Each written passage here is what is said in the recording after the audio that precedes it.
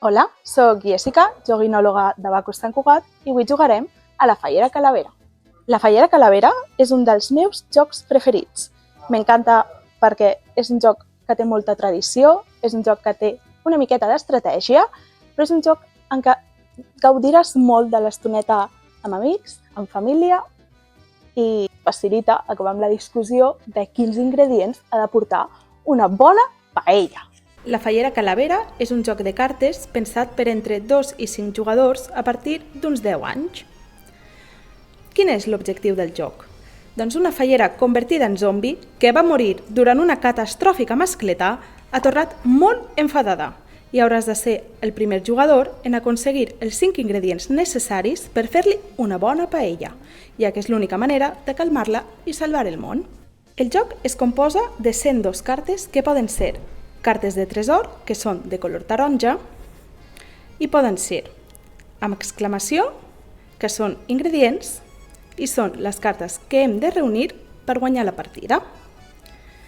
Poden ser d'estrella, que són productes que podem vendre, i si en descartem una, a baix ens indicarà el nombre de cartes que podem agafar en el seu lloc. També poden ser cartes d'interrogant, que tenen habilitats especials que pots fer servir durant el teu torn. També trobem les cartes de batalla, que són de color blau. Aquestes cartes serveixen per robar cartes de tresor a altres jugadors. Cada carta indica l'atac i la defensa a la part superior esquerra.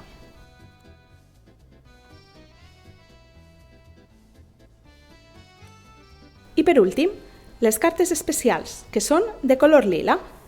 Contenen accions úniques i esbojarrades que intervenen directament sobre la resta de jugadors o contrarresten altres cartes especials. Per preparar la partida, hem de repartir 7 cartes a cada jugador i col·locar el sobrant al centre de la taula.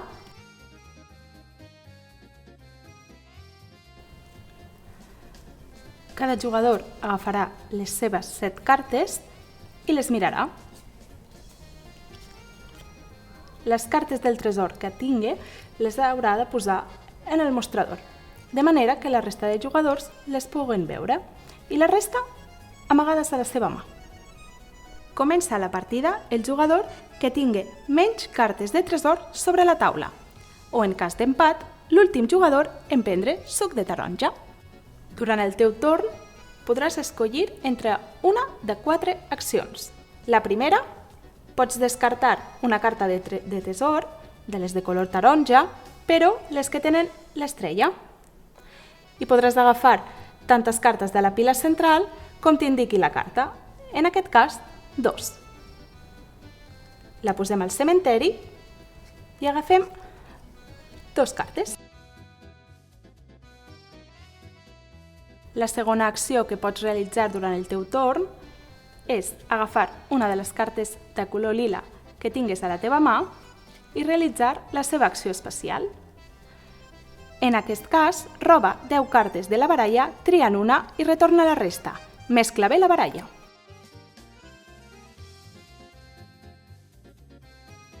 La tercera acció que pots realitzar durant el teu torn és fer servir una carta de batalla per robar una carta de tresor a un altre jugador.